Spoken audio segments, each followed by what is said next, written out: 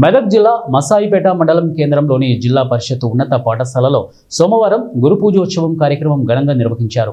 ఉపాధ్యాయ దినోత్సవం సందర్భంగా మండల పరిధిలోని ప్రభుత్వ పాఠశాలలో పనిచేస్తున్న ఉపాధ్యాయులను ఉత్తమ ఉపాధ్యాయులుగా ఎంపిక చేశారు. పలువురు ఉత్తమ ఉపాధ్యాయులను ఎంఈఓ లీలావతి చేతుల మీదుగా సన్మాన కార్యక్రమం నిర్వహించారు. వారికి ప్రశంసా పత్రాలు, మెమంటో అందజేశారు. ప్రభుత్వ పాఠశాలల బలోపేతం కోసం కృషి చేయాల్సిన బాధ్యత ప్రతి ఉపాధ్యాయుడిపై ఉందని, విద్యా వ్యవస్థను కాపాడుకోవాల్సిన బాధ్యత ఉపాధ్యాయుడిపై ఉందని ఈ సందర్భంగా వారు అన్నారు. కార్పొరేట్ స్థాయిలో విద్యా బోధన చేసి పాఠశాలలు కాపాడుకోవాల్సిన బాధ్యత ఉందని ఈ సందర్భంగా వారు పేర్కొన్నారు. మరి చాలా మంది వక్తలు ఇప్పటి వరకు ఉపాధ్యాయ ప్రాముఖ్యత తెలుసుకున్నందరికీ కూడా నేను చిన్న ఇన్ఫర్మేషన్ ఏంటంటే, మనం చాలా క్రిటికల్ స్టేజ్లోకి వెళ్ళిపోయాం. విద్యా వ్యవస్థను కాపాడాల్సిన బాధ్యత మనందరిపైన ఉంది.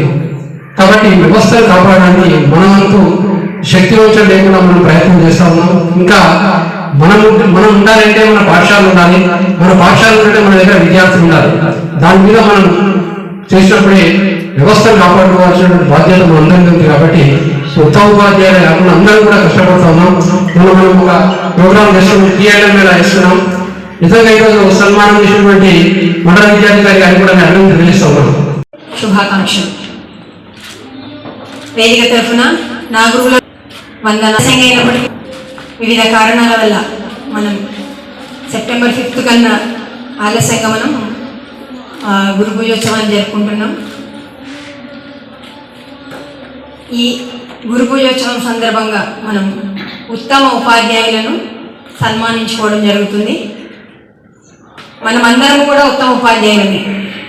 ఎందుకంటే మనం ఎన్నో పరీక్షలు రాసి మనం ఈ ప్రభుత్వ ఉపాధ్యాయులుగా ఎన్నిక కావడం జరిగింది. అయితే మనం ఉపాధ్యాయ దినోత్సవం సందర్భంగా కొందరిని ఎన్నుకొని వాళ్ళని సన్మానించుకోవాలనే ఉద్దేశంతో కొంతమందిని మాత్రం మనం ఎంపిక చేశాము. కానీ అందరము కూడా మనం ఉత్తమ ఉపాధ్యాయులుగానే గుర్తించబడ్డాము. అయితే